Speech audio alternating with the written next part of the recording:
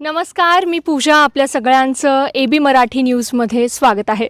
सगळ्यात आधी दिवाळी पाडव्याच्या तुम्हा सगळ्यांना AB मराठी न्यूजच्या वतीनं खूप खूप शुभेच्छा.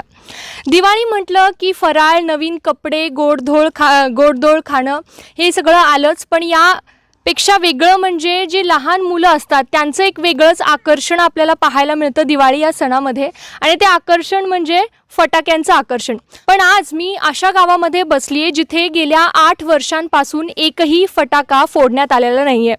मी पंढरपूर तालुक्यातील चिंचणी या गावात आहे आणि आज काय कारणं आहेत या पाठीमागं आणि ही मुलं का फटाके फोडत नाही आहेत याच्याबद्दल आपण थोडक्यात गप्पा मारणार आहोत या छोट्या छोट्या मुलांसोबत. तर तुझं नाव सांग. माझं नाव सायनाथ संतोष पवार. का फटाके फोडत नाही तुम्ही?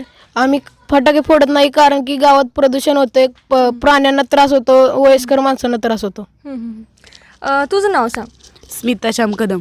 तर स्मिता, मला एक गोष्ट सांग की 8 वर्ष झालं तुम्ही कोणीच फटाके फोडत नाही.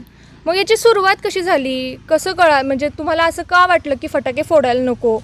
कारण की आमचं कुत्रं फटाकडेमुळे भिवून गेलं होतं निघून. नंतर घरी आलं ते माती उकरून त्यात बसत होते, भेट होते भरपूर. मग परत शेतात ते निघून गेले आणि तिथेच वारले. त्यामुळे आम्ही फटाकडे वाजवत नाही. मग कुत्र्याचा जीव गेला थोडक्यात फटाक्यामुळे. हो. मला सांग, फटाके वाजवत नाही मग काय करते दिवाळीत? दिवाळीत काय नाही, कपडे कपडे काय नवीन कपडे घालता? अजून काय करता? मग सुट्ट्या असते, अभ्यास तर नसतो, मग काय करता? मग खेळतो. काय काय खेळता? आमच्या गावात नवीन पर्यटक झाले ना, तिथे येतो आम्ही. हे पाठीमागं दिसते ते हा. झोका वगैरे खेळता का? हो. मुलं मुली एकत्र खेळता हा. का ग्रुप आहेत वेगवेगळे? नाही. नाही, सगळे एकत्र खेळता. हा. तर लाडू चिवडा खाल्ला का नाही? खाल्ला. पोट भरून? हा. आता सुट्ट्या चालू आहेत, मग इथं तर फटाके फोडायचे नाहीत. लहान मुलांमध्ये असतो फटाके फोडायचे, बॉम्ब फोडायचा, काय काय वेगवेगळे प्रकार असतात. फोडू वाटत नाहीत काय? नाही वाटत का? मी मामाच्या गावाला. हे मामाचं गाव आहे तुझ्या? हा. मग स्वतःच्या तिकडं घरी असतो, गावात असतो, तेव्हा फोडतो का फटाके? हा. बर. तर थोडंसं सर इकडे. तुझं नाव काय सांग मला. तेजस शिवाजी सावंत. तर तेजस, मला सांग, आता 8 वर्ष झालं इथं कोणीच फटाके फोडत नाही. दिवाळी असल्यासारखं वाटतं का रे? हो, खूप वाटतं. कारण की आमचं गाव असं सुंदर आहे, स्वच्छ गाव आणि सुंदर गाव आहे. आणि आमच्या गावात खेळायला खूप महाग आहे, पर्यटन केंद्र आहे. त्यामुळे आम्हाला फटाकड्याचा विषयच येत नाही. आम्हाला मग फोडू वाटत नाही? फोड वाटत नाही, मनात पण येत नाही. बरं. तर अशा पद्धतीनं मुलांमध्ये इतकी जागरूकता आहे की फटाके फोडणं, प्रदूषण करणं हे सगळं टाळलं पाहिजे. मला सांग, तुझं नाव काय बाळा? अनिकेत सूर्यकांत अनपट. अनिकेत, आता तू या गावातलाच आहे. शाळेत वगैरे गेल्यावर म्हणजे तुझ्या शाळेत वेगवेगळ्या गावातली मुलं असतील, मग ते चर्चा करत असतील की प्लॅनिंग असत असेल की तुमची, हे फटाके आणायचे, ते फटाके आणायचे. मग तुमचं काय असतं या प्लॅनिंगच करत नाही. आणि त्या मुलांना सांगत नाही का की असं करत जाऊ नका याच्यामुळे? सांगतो. मग ती मुलं काय म्हणतात तुम्हाला? ते म्हणतात बरं आतापासून नाही करत. एवढंच. अजून म्हणजे असं विरोध करत नाहीत का? आम्ही फोडतो, तुम्ही फोडू नका? नाही. समजवल्यावर ऐकतात. हा. तुझं नाव सांग. यश नितीन कापसे. यश राज नितीन यशराज. तर आता लाडू चिवडा वगैरे चांगलं घरी बनलं असेल? हो. तर आता दिवाळीत अभ्यास तर फार नसतो, मग काय खेळ खेळता मग? फटाके घसरगुंडी, परत झोकती, कबड्डी, लोंपाट, क्रिकेट खेळतो आम्ही. खो खो खेळतो, लपाछपी खेळतो. तुझं सगळ्यात असं घट्ट अशी मैत्री कोणासोबत आहे? इथं आहे का तुझा मित्र? आहे. कोण आहे? तेजस आहे. होय तेजस, तुझा पण मित्र तोच आहे का? बर. होय. मग काय खेळता दोघं मिळून? आम्ही दोघं मिळून म्हणजे दोघं नाही पण सगळे मिळून खेळतो. ते एक छोटासा मुलगा पाठीमागं बसला. ये बाळा पुढे ये की इकडे ये इकडं. नाव सांग तुझं. सार्थक रायशव सावंत. सार्थक. आता वय किती आहे तुझं? 9. कितवीत आहे? तिसरीत आहे. मग आता हे सगळे तर कोण फटाके उडवत नाही, तुला पण वाटत नसेल उडव? काय वाटतंय, का उडवायचे नाहीत रे फटाके? गावात प्रदूषण होतं, पक्षी उडून जातात.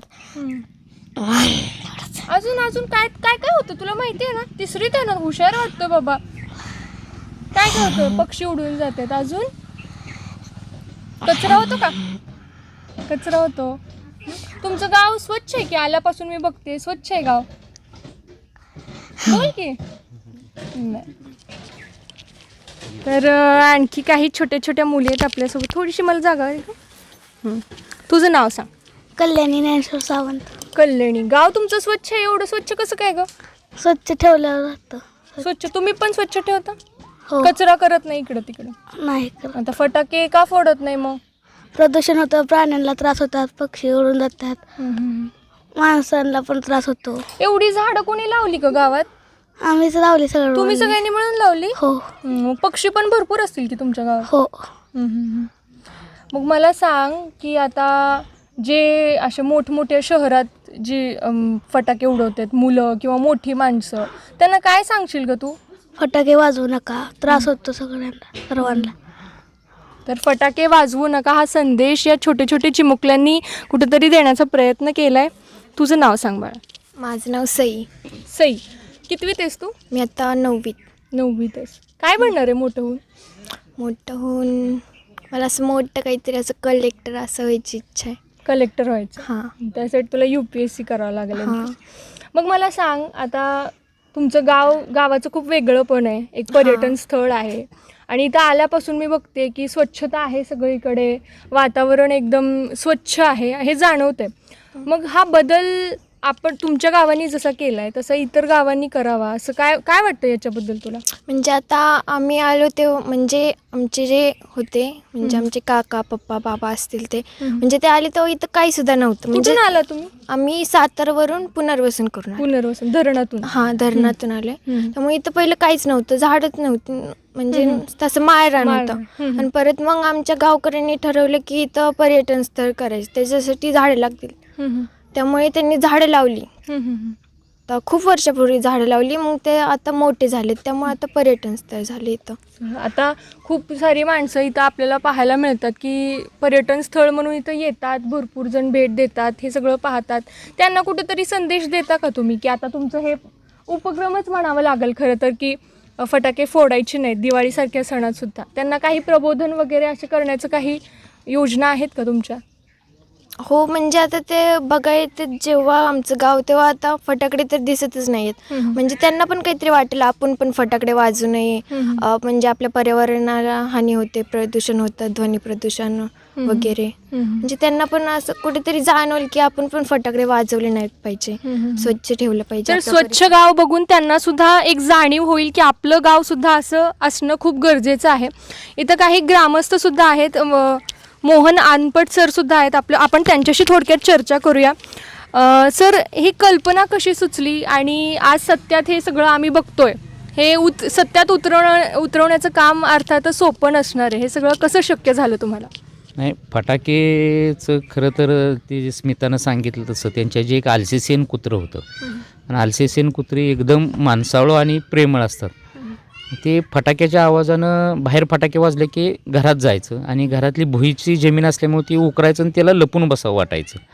पण घरातली ती उकरते म्हणून घरातली हाकलून द्यायची आणि ती परत बाहेर यायचं, बाहेर आलं की परत फटाके. अशामुळं त्याची द्विधा मनस्थिती होती आणि ती इतकं घाबरलं शेवटी त्याला. पण ते रोज त्यांच्याबरोबर घरातल्यांच्याबरोबर रानात जायचं, त्यामुळे त्याला रान माहीत होतं आणि तिथंच जाऊन तिथंच त्यानं जमिनीत त्या ऊसाच्या सरीत उकरून त्यानं जीव सोडला. आणि ते घरी आल्यानंतर त्यांनी 2 दिवसांनी त्यांच्या लक्षात आलं कुत्रं शोधल्यानंतर घरात नाही, तर त्यांनी सांगितलं असं झालं आहे फटाक्याच्या आवाजानं. मग आमची एक मिटिंग झाली की बाबा ह्या ही जी आता स्मिता हीच लहान होती, ह्याच्यापेक्षा लहान असणारी मुलं होती 6-7-8 वर्षापूर्वी, आणि त्यामध्ये चर्चा झाली की बाबा फटाक्याच्यानं जर कुत्रा हा आपल्याशी प्रचंड इमानानं राहणारा, कुटुंबासारखा राहणारा, ह्या प्राण्याची जर अशा अवस्था होत असेल तर बाकी ज्याला काही सांगताच येत नाही, ज्याच्याशी आपला संबंध नाही, त्यांची अवस्था काय असू शकते. आणि मग या मुलांची सगळ्यांची आम्ही चर्चा केली, मोठ्यांशी चर्चा केली, संवाद केला आणि त्यांना सांगितलं बाबा हे फटाके किती दुष्परिणाम करणारे आहेत माणसात, जनावरांमध्ये, प्राण्यांमध्ये, आणि त्यापेक्षा जर आपण हे नाही वाजवले तर मग ते सगळ्यांना पटलं की यायला हे बरोबर आहे, वाजवायला नाही पाहिजेत. आणि म्हणून मग फक्त दिवाळीपुरती नाहीत वाजवत आम्ही, दिवाळीला तर अजिबातच वाजवत नाहीत, परंतु वाढदिवस असेल, यात्रा असेल, उत्सव असतील, त्यानंतर कोण राजकीय पुढारी यांच्यासाठी वाजवल्या जातात. पण अशा कुठल्याही पूर्ण वर्षभरामध्ये गेल्या 7 वर्षामध्ये कधीही गावात टिकलीसुद्धा वाजवली नाही ह्या मुलांनी. आणि म्हणून हे कुठलीही गोष्ट फटाके हे बंदीनं झालेलं नाही, म्हणजे गावानं ठराव केला आहे, कोणीतरी बंदी केली म्हणून हे झालेलं नाही. तर त्याच्या अगोदरची जी कृती घडली आणि त्या कृतीमुळं इथल्या माणसांच्यामध्ये असणाऱ्या संवेदना आहेत, या माणसांमध्ये असणारा माणूसपणाचं जे जिवंतपणा आहे. आणि म्हणून प्रदूषण हा तर मेजर भाग आहेच, की जे आता सरकार म्हणायला लागलं आहे फटाक्यांच्या आवाजाची मर्यादा किती असली पाहिजे, हवेची मर्यादा किती असली पाहिजे, कोर्टातनं त्यात हस्तक्षेप व्हायला लागले. हे जरी खरं असलं तरी त्यानं प्रदूषणात तर आहेच आहे, परंतु त्याच्या म्हणजे जनावरं जी घरी असतात ती 4 लिटर दूध देणारी म्हससुद्धा 2 लिटरवर येते हे फटाक्यांच्या आवाजाने. तिचं खाण्यावर लक्ष नसतं, तिचं जो रतीब तिला दिला जातो तो रतीबावर तिचं लक्ष नसतं. एवढे घाबरून ही जनावरं जातात. एवढे जे वयस्कर लोक आहेत, ज्यांच्यामध्ये लहान बाळ आहेत, ज्यांना आवाज सहनच होत नाहीत, म्हणजे हे.